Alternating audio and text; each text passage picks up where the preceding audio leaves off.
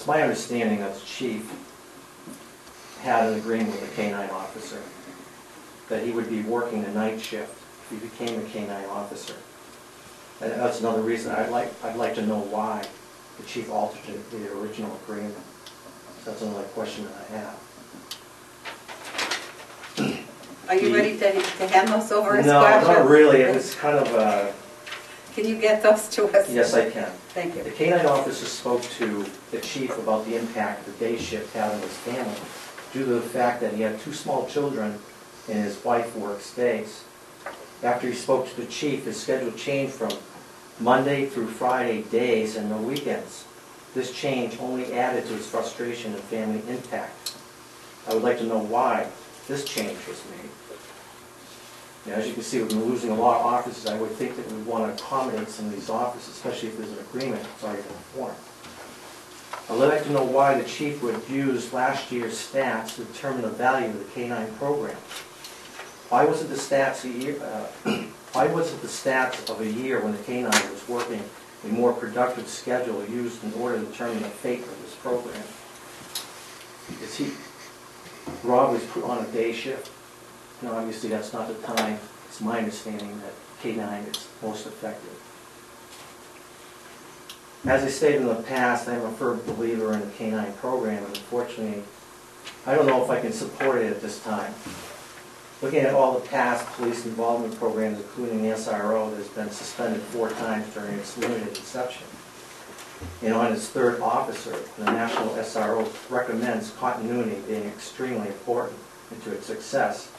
The loss of the DARE program, the GRAY program, the loss of 3 K-9 units over a short period of time. It doesn't make sense for our town to continue wasting more money and time on a potential failed program.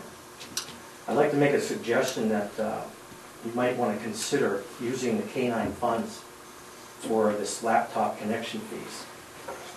Thank you. Okay, and you'll get those questions? Yeah. Yes.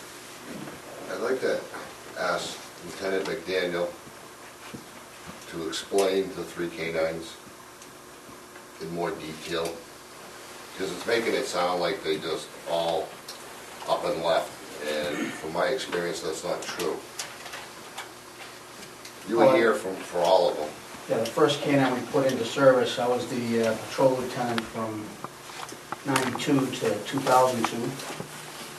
First K-9 we put into service was in 1995. That was Officer Brian Gannon. To accommodate him, we went out and we purchased a brand new Jeep Cherokee. So we're talking about accommodations. We accommodated him by then with a Jeep Cherokee. He took it home every day. It was a take-home car. And had it to come back and forth to work, unlike any other officer. Brian Gannon, when he first took it over, he did revolving shifts. We tried to keep him on the night shift as much as we could, but he did come to days on occasion. He was the K-9 officer until he left, I believe in 2000, 2001, somewhere in that area. He was a K-9 officer for 5.5 years. Before he left, we also started a second dog because we thought we'd want to have a second dog on the road. So we sent Chip Shabbat to training. Chip Shabbat finished his training just before Brian Gannon left. We had 2 dogs on the road for 3 months. Condition of the dog when Officer Gannon left? When Officer Gannon left, his dog was almost 8 years old, I believe. I did a study on this. I had it written up. I don't have all the figures. I'm asking you off the top of your head. I'm just, and roughly he was about 8 years old, and doing checks with the National Canine Association and so forth. If you get 5.5 to 6 years out of a canine dog, you're doing pretty good.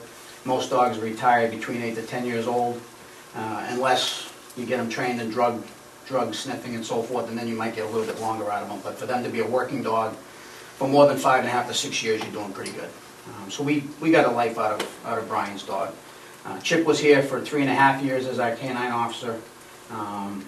His dog was ailing at the time anyways, so it was probably going to be retired soon before he left, or shortly thereafter he left. We were paying medical bills and so forth to keep the dog running. We sent Officer McGowan to training in 2003, and he was our canine officer until he left. So we got nearly 6 years out of his dog. So the lifespans of the dogs, I think we got, national average-wise, we got life out of 2 of the dogs. The third one unfortunately was ailing, and we probably wouldn't have got the full 6-7 years out of him anyways, even if Chip had stayed. So contrary to what Mr. Willett said, I think we've got a fairly good use out of our dogs. I think Officer McGowan knew that his dog was getting up there in age as well, and sooner or later was going to need to be retired. So other than the fact that he was a drug-sniffing dog as well, we may have gotten a couple extra years out of him, but